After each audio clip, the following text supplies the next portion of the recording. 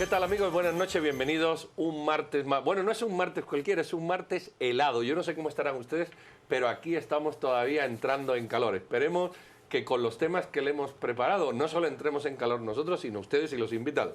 El primer tema se lo vamos a poner sobre la mesa a doña Silvia Gereda, que me acompaña como todos los martes, y un servidor. ¿A qué se refiere? A la polémica, así la hemos denominado, Ley de Juventud. Saben ustedes que en el Congreso se propuso la aprobación de una ley denominada Ley de la Juventud. Sin embargo, determinados sectores reaccionaron por diversas cuestiones que vamos a abordar hoy y al final se ha parado y vamos también a analizar con los invitados en qué situación está, cómo va y qué puntos son los más cuestionados, los más debatidos o aquellos que han confrontado más determinados sectores o grupos de interés de la población. Dos invitados, como le decía, doña Eva Monte, diputada y presidente de la Comisión de Juventud de la bancada PRO. Eva, buenas noches. Buenas noches. Gracias. Bienvenido. Gracias. Y don Fernando Linares Beltrán, también diputado en esta ocasión del Partido Avanzada Nacional. Don Fernando, buenas noches y bienvenido. Doña Silvia, Muchísimas entramos. Es un tema de jóvenes, así que empieza. Así que empezamos las jóvenes. Buenas noches. Eva, yo quisiera empezar contigo. Esta es una ley que desde que se anuncia genera una gran polémica. Vimos a la Iglesia Católica, la Conferencia Episcopal, grupos de jóvenes pronunciándose particularmente sobre el tema que habla de los anticonceptivos modernos, que en muchos países este término ha dado lugar y pie a que se incluya el tema del aborto. Vimos sectores muy organizados en contra de esta ley y particularmente otros que tienen una posición encontrada debido a que ya existe una Conjuve que ha despilfarrado fondos, que ha sido inefectiva. Entonces, ¿cuál es la razón de esta ley en estos momentos en que Guatemala le está pidiendo al Congreso depuración, transparencia y una agenda de país? Correcto, buenas noches a todos. Pues solo para aclarar el tema de los anticonceptivos, ¿verdad? Que ese es un tema muy polémico. Quiero que se den cuenta, aquí está la enmienda donde fue retirada, como pueden ver, dice retirada, yo fui la que la retiré, está firmada y sellada. Aquí hablaba de garantizar el acceso a métodos modernos anticonceptivos y de planificación familiar acompañada de consejería. Nosotros lo quitamos, lo habíamos apoyado y al mismo tiempo lo quitamos por esto mismo de la polémica, ¿verdad? Porque nosotros, los jóvenes, pues queremos una ley que nos apoye, ¿verdad? De diferentes ámbitos. Entonces, para que quede claro ante todo, nosotros retiramos este artículo. Está retirado justamente el 4 de febrero del 2016. O sea que, tomando en cuenta el tema en sí de los anticonceptivos, ese tema no va dentro de la ley. No va. Ahora, yo solo tengo una pregunta, ahora que tú me dices que se retira. En la conferencia episcopal se dijo claramente que esta ley atentaba contra la soberanía del país porque es Naciones Unidas, específicamente Alberto Brunori y la OEA, las que están interponiendo estos conceptos en un país como Guatemala, donde definitivamente no han cabido. ¿Es esto verídico o de dónde surge este concepto de anticonceptivos modernos que no lo habíamos visto? Correcto. Yo a los señores personalmente no los conozco, he oído de ellos, pero ni siquiera he cruzado una llamada telefónica con ellos.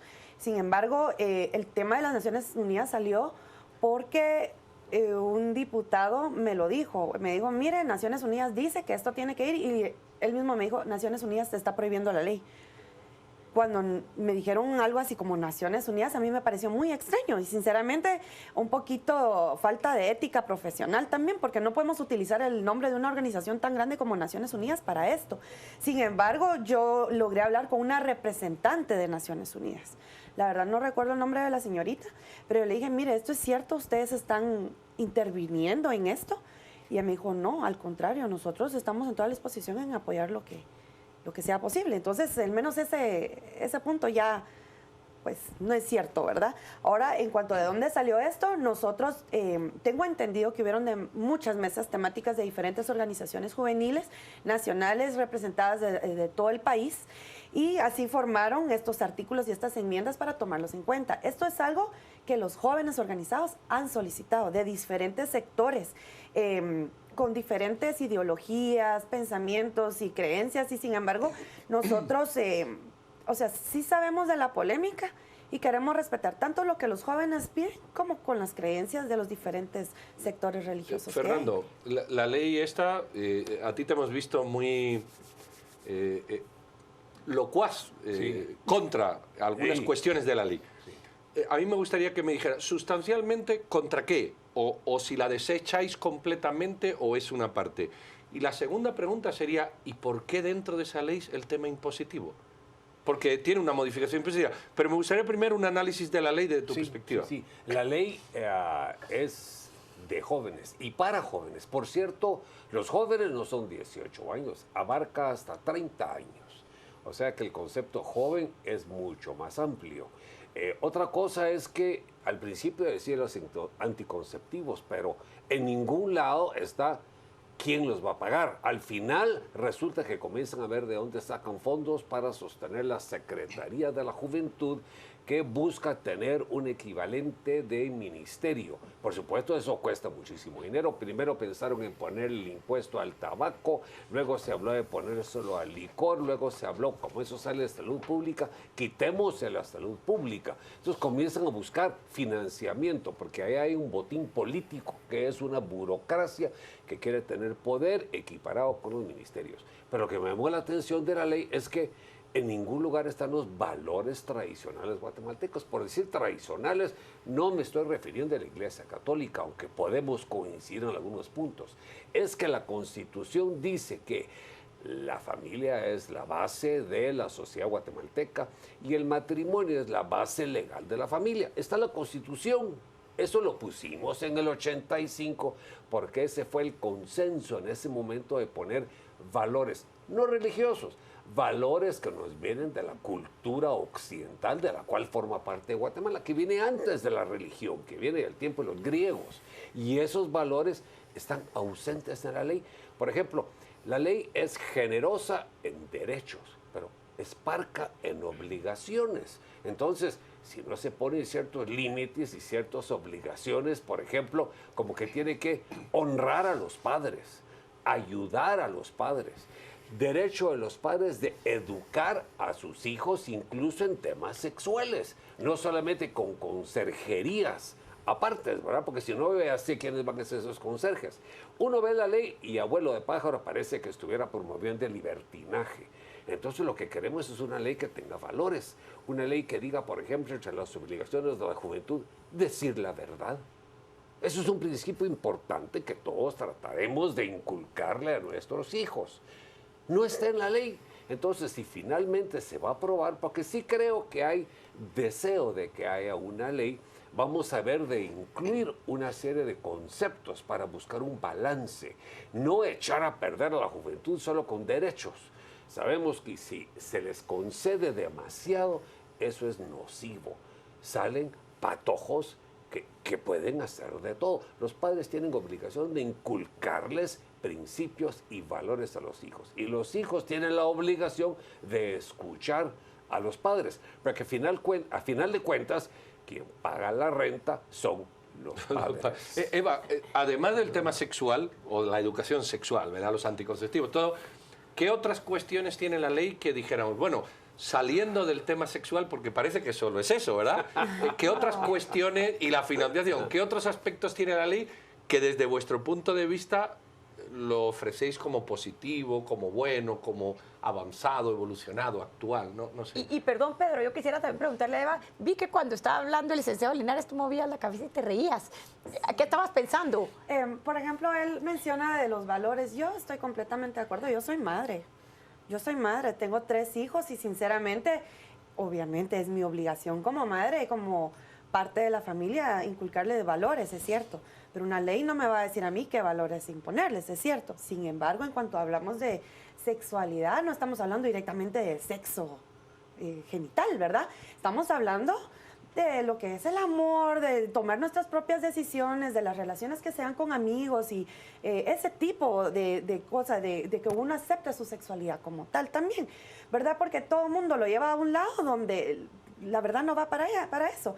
Y otra cosa, en cuanto a que tenemos que hacerle caso a nuestros padres y todo, por supuesto, hay que hacerle caso.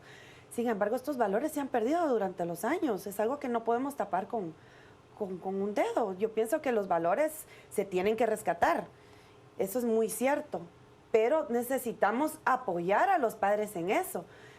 Yo soy de la opinión de que esta ley definitivamente tiene derecho a muchas cosas. Derecho al deporte, recreación, ser parte de una organización, ser agente de cambio también, ¿verdad? No es como usted dice, ¿verdad? Es sexual, no.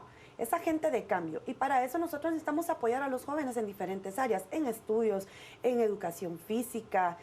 También, por ejemplo, estamos tomando en cuenta el derecho a la cultura y la espiritualidad desde su propia cosmovisión, porque recordemos que tenemos diferentes etnias dentro de nuestro país y que hay que tomarlos en cuenta, porque era lo que me decía una diputada. Mira, es que usted no está tomando en cuenta a los xincas, a los garífunos, pues por supuesto. Ahora la Constitución toma en cuenta a toda Guatemala, Claro. sin distinción Por supuesto. de nadie. Sí, ¿Es sinceramente, necesario volver a legislar sobre lo que ya está contemplado en la Constitución? No, yo pienso que no. Para eso hay que conocer la ley ante todo, ¿verdad? Yo considero de que definitivamente cuando estamos hablando de valores, como dice el diputado, yo lo respeto. Sinceramente lo respeto. Pero también tenemos que respetar de que en el área rural no se da esto. Sinceramente es preocupante cuando uno mira a una madre que no puede explicarle a su hija sobre la menstruación, por ejemplo. Y estamos hablando de madres que se supone que tienen que tener una buena relación con sus hijas. Entonces no existe esa vía de comunicación entre padre e hijos que despierte suficiente confianza como para hablar del tema. Entonces, si hay que apoyar en algo para evitar violaciones, decirles, miren, hasta aquí llega un adulto, hasta aquí llega un maestro, hasta aquí llega tu papá, tu tío, tu abuelo, entre otros entes que están alrededor de las mujeres, tanto mujeres como hombres jóvenes, también tenemos que apoyarlo en lo más que se pueda. Ahora, yo tengo una consulta. El artículo 73 de la Constitución nos dice que el Estado no puede intervenir en los temas privados de educación. ¿Por qué ahora nos estamos convirtiendo en una sociedad que queremos intervenir en la educación de los guatemaltecos de un niño de 13 años? Porque esta ley plantea que los niños de 13 años deben de ser educados en temas sexuales y de otros que no son también sexuales por el Estado. ¿Por qué el Estado debe dictar la política que yo como madre tengo el derecho de educar a mi hijo como quiero? Claro, usted está en todo su derecho, nadie le está quitando el derecho. Lo que pasa es de que lo que queremos es evitar embarazos, evitar infecciones de transmisión sexual, SIDA, entre otras cosas. No estamos imponiendo, ¿verdad? Obviamente. Simplemente queremos informar, educar, que no se quede eso. Hay padres conservadores y se respeta, pero el mundo es otro. Ya estamos en otra O sea, época. tiene que intervenir el Estado. No es que tenga que intervenir, sino que exista la viabilidad para el acceso a esta información. Que Fernando, exista, no se está imponiendo. ¿No se puede dar eso sin necesidad de esta ley? Vamos a decir que el sistema educativo actual, los marcos legales actuales ya contemplan esto, o tú crees que esto es un énfasis especial innecesario? La diputada mantiene que es necesario. Sí. Tu punto de Yo vista. creo que es innecesario. Es más, la ley es redundante porque ya tenemos una ley de la niñez que habla de todos los temas, de que no se pueden ejercer violencia contra los menores, contra la juventud. Entonces, esta ley viene a redundar sobre legislación que existe, como la Constitución de que habló Silvia, y también la ley de menores. Pero hay un punto, la ley no menciona que tienen el derecho a elegir religión, habla de cosmovisión, como si todos los niños fueran mayas en Guatemala. Tienen derecho a elegir su religión también, y los padres tienen el derecho de educar en religión a sus hijos, porque para eso también les pagan la renta. Hay otro tema, hay mucho lenguaje encubierto de que no se influirá en la selección sexual. Es decir, está diciendo que si un joven elige un rumbo que no es heterosexualidad, hay que respetarle su homosexualidad o de cualquiera de las otras formas que existan. Eso está bien, pero eso no quiere decir, y no está en la ley, que los padres tienen el derecho de educar a sus hijos de acuerdo con la identidad sexual que es la tradicional en Guatemala, que el padre le pide al hijo que se identifique con él y la madre le pide a la hija que se identifique con ella. Eso es lo usual, lo normal, que nos lleva también al concepto de familia y al concepto de matrimonio. Yo tengo una pregunta curiosa. Los que no somos ni jóvenes ni adultos mayores, ¿qué ley nos protege? ¿No será que estamos atomizando? Esto es una pregunta. ¿Atomizamos con leyes para la niñez leyes para la juventud, ley para el adulto mayor, y dice, bueno, entre los 35 que ya no eres joven y los 65 que empiezas a ser adulto mayor o lo que sea, ¿quién protege al resto del ciudadano? ¿No estamos atomizando demasiado? ¿No podría haber una ley pues para el ser humano? No sé. Eso es la idea, de que las leyes sean para las personas. Es más, acabamos de aprobar en el Congreso con mi objeción una ley de búsqueda de mujeres. Entonces yo pedí que en la ley se incluyera personas en lugar de mujeres. Y me decían, es que la mujer es víctima de violación. Bueno, pero los hombres también se pierden, los secuestran. ¿Por qué no perder personas? ¿Por qué no universalizarlo? Y lo que domina mucho en el Congreso y en la sociedad en general, Pedro, es hacerlo políticamente correcto, la moda. Y ahorita hay una moda a favor del femicidio, que es un poquito androfóbica. Hay una ley a favor de la juventud y de nuevo desprotege a un segmento de la población que no es una minoría, que por ejemplo ya son los adultos mayores o los jóvenes. Debería haber leyes más universales. Es más, el concepto de la Constitución es la universalidad de la ley para la persona humana. Y otro último punto que creo que es importantísimo y vital. Tenemos una Conjuve que ha sido totalmente corrupta, obsoleta, que ha servido para beneficiar a hijos del presidente, a hijos de funcionario, para que se den grandes viajes por Europa, cuerpo de rey. ¿Por qué crear otra secretaría si ya tenemos una? ¿Por qué pedir más impuestos cuando tenemos hospitales y un Estado en crisis? Claro, yo entiendo el tema de los impuestos, siempre va a ser un tema controversial, obviamente. Sin embargo, el tema de la secretaría es un tema que queremos que nos tomen en cuenta también, ¿no? Pero ahí está la Conjuve, por ejemplo. ¿Por qué crear otro ministerio? No estamos creando, o un tipo ministerio, secretaría, que agarran poderes de ministerio, porque eso se vuelven al final.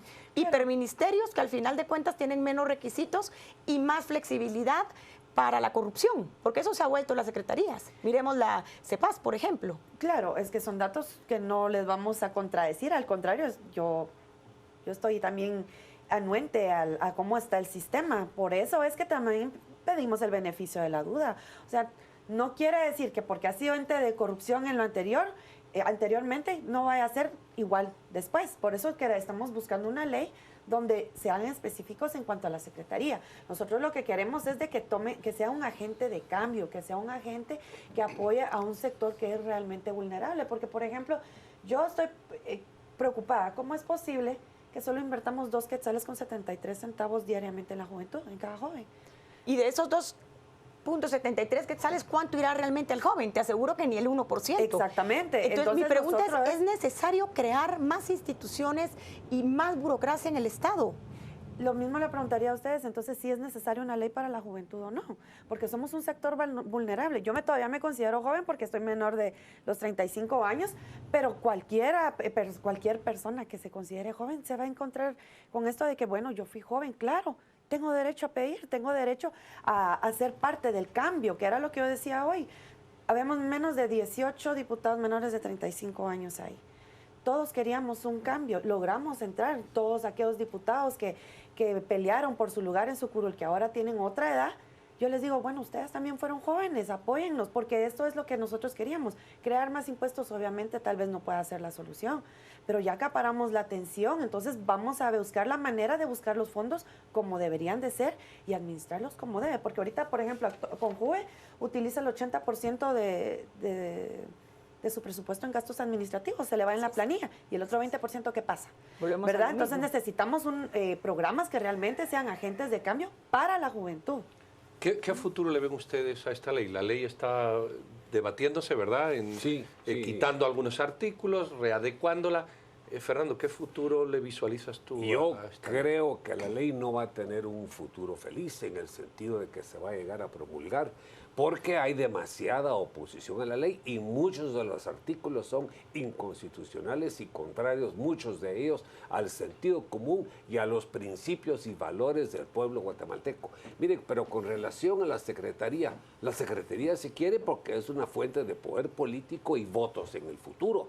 El que controla la Secretaría tiene influencia en el gobierno, tiene presupuesto, puede intervenir en las próximas elecciones, puede armar sus trincheras políticas. Eso ya es un pie en la puerta de poder político en el futuro, todo que pagaremos nosotros. Miren, esas cifras que dice la diputada Montes son tal vez gastos estatales, pero la juventud se invierte mucho más si tomamos en cuenta todo lo que invierten los padres, las instituciones, las ONGs, todas las personas que se preocupan de los jóvenes, y por eso vemos que los jóvenes tienen una gran inversión. Estatal hay poca, pero todo gasto estatal implica un costo de oportunidad. ¿A qué se lo vamos a quitar? Campos del Roosevelt. Bueno, eso es cierto. ¿Cómo se consigue una financiación siquiera de 400 millones de quetzales para poder actuar, siquiera? En no un hay estado medicinas tan precario como el actual. ¿Cuál es la idea de financiación de la ley? Una de las enmiendas que se hicieron, que fue presentada por el diputado Pop y el diputado José Hernández, ¿verdad? Ellos era aumentar el 1% al ISR. Y entonces así poder Volvemos tener, a lo mismo, sí, a que tributen más, porque es lo que hace siempre el diputado Pop. Acudir a que tributen más los que siempre tributan y el 73% que no tributa sigue sin tributar. Entonces, mi pregunta ¿es este Congreso, Eva, y perdona que te lo diga así de franca, más de lo mismo y están poniendo la fachada de ustedes, que son los jóvenes, para hacer este tipo de aberraciones que lo hemos visto en el pasado, en más de 2 décadas que llevamos haciendo periodismo, porque pareciera otra jugada de Pop? Pues ¿Estaría yo dispuesto no el lo diputado veo. Pop, yo quiero hacer esto, en quitar los 500 millones de fertilizantes para dárselo a los jóvenes, por ejemplo, que se ha demostrado inútil? Quiero decir, ampliando lo que dice Silvia, que pareciera que es que el trabajador honesto, que solo es el 35% de este país, porque el resto no paga impuestos, está en economía informal, tenemos que pagar todos esos caprichos de ciertos diputados que bueno, se les ocurre y lo tiran sobre la mesa, por ampliar un poco Yo no esto. lo veo como capricho, yo lo veo más como una oportunidad a los jóvenes. Miren, yo entiendo sinceramente de que esta ley a muchos les ha tocado sus diferentes susceptibilidades. Es comprensible y lo respeto. Sin embargo, ¿cuándo va a ser la hora que vamos a apoyar realmente a la juventud? ¿Cuánto tiempo más tiene que estar esta ley entrampada después de 8 o 10 años, como me lo comentaban hoy? Entonces, ¿cuándo realmente le vamos a dar la importancia a la juventud como tal? Nosotros, yo antes pues decía, bueno, sí, participemos, sí, pero que de verdad me tomen en cuenta y con la seriedad. Entiendo que el diputado habla sobre los valores y la familia, pero también eso depende mucho de cómo nosotros queramos educar a nuestros hijos. Nosotros solo estamos dando una herramienta que se puedan apoyar los jóvenes si no tienen ese apoyo en su casa. ¿Dónde la van a encontrar? Los jóvenes ahora, los niños se pueden meter a su tablet o su teléfono y encuentran más rápido pornografía que educación Ahora, ¿qué es lo que sexual? esta ley le está dando de diferente? ¿Educación, tecnología, acceso a oportunidades o simplemente temas de los que ya están Jurídicos. contenidos en el Código de la Niñez, en las declaraciones de derechos humanos? ¿Cuál es lo novedoso de esta ley? ¿Cuál es ese gran aporte a los jóvenes? Se le está dando lugar al joven como tal. Nosotros, no hay una ley de juventud, somos de los pocos países que no cuenta con una. Y nosotros queremos ser tomados en cuenta como tal. Dicen, ya somos agentes de derechos y todo, y está bien, pero realmente no nos dan la importancia que quisiéramos. Hasta ahora miramos que somos 86 nuevos, por decirlo así, y entre esos 86 hay pocos que somos menores de 30 años incluso, ¿verdad? Yo tengo un poco más, pero hay menores de 30 y de 24, 25, 28, etcétera. Y ellos todavía, uno les pregunta, bueno, ¿y ustedes qué pensaban hace 10 años atrás? Hace 10 años atrás yo empecé a ver lo de las mesas temáticas de la Ley de la Juventud. Entonces, si estos diputados fueron parte del cambio, igual que otras organizaciones que son parte de este cambio también de las enmiendas que ellos presentaron, porque no es algo que uno de diputados... ¿Pero qué es lo novedoso de esta ley? Estamos ya en tiempo, ya casi no queda para nada más. Lo novedoso.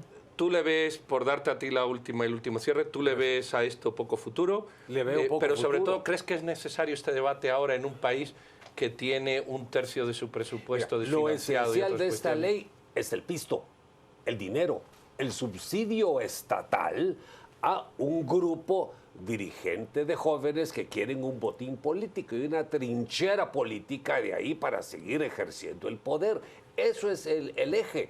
Todo lo que son valores encubre lo que está al final, listo ahí para salir y pegar la garra del dinero. Y el dinero es del pueblo. 1% del ISR, yo pregunto cuál es el costo de oportunidad de ese 1%. ¿Cuánto vamos a empobrecer a la población? Porque no se va a invertir ese 1% multiplicado por toda la población en millones para un grupito que va a tener poder político subsidiado. Bueno, Fernando Linares, diputado, y Eva Monte, también diputada, muchísimas gracias. Como ven, esto es un debate álgido, supongo que así estarán en el Congreso peleando estas cuestiones, pero bueno, es una de las leyes que está sobre la mesa y evidentemente había que traer la colación, y muchísimas gracias a Eva por su exposición y a Fernando por la suya. No se vayan, vamos a darle paso a nuestra compañera Rocío y volvemos con otro tema de interés. Rocío. Pedro, muy buenas noches. Es momento de conocer su opinión. Hablamos en este momento sobre la Ley de la Juventud, que fue con 120 votos regresada a una comisión de trabajo para una nueva revisión. ¿Qué opinión le merece? Comenzamos con los comentarios. Raúl, desde que un niño de 13 años es biológicamente capaz de procrear, hay que formarlo en la escuela al respecto. Alex nos dice, tenemos derecho a educar a nuestros hijos según nuestros valores y no que el Estado me diga qué y cómo educarlos. Nancy Carranza, en Europa ya hay casos de padres presos por no dejar que sus hijos reciban educación sexual. ¿Dónde queda la libertad? Elmer Palencia, en el currículum nacional base contempla lo que habla la diputada Monte. Una ley no va a evitar embarazos por sí misma. Pati nos dice, excelente que no haya sido aprobada. Proveer anticonceptivos es abrir la puerta a la promiscuidad y sus consecuencias. Y por último, MC Aceña, quien nos dice, el Estado no puede sustituir a los padres. La mejor política de juventud es que puedan estudiar y tener un plan de vida. Les recordamos que en Facebook nos encuentra como Canal Antigua y en Twitter como @Canal Antigua. Vamos a un corte comercial y regresamos con más información.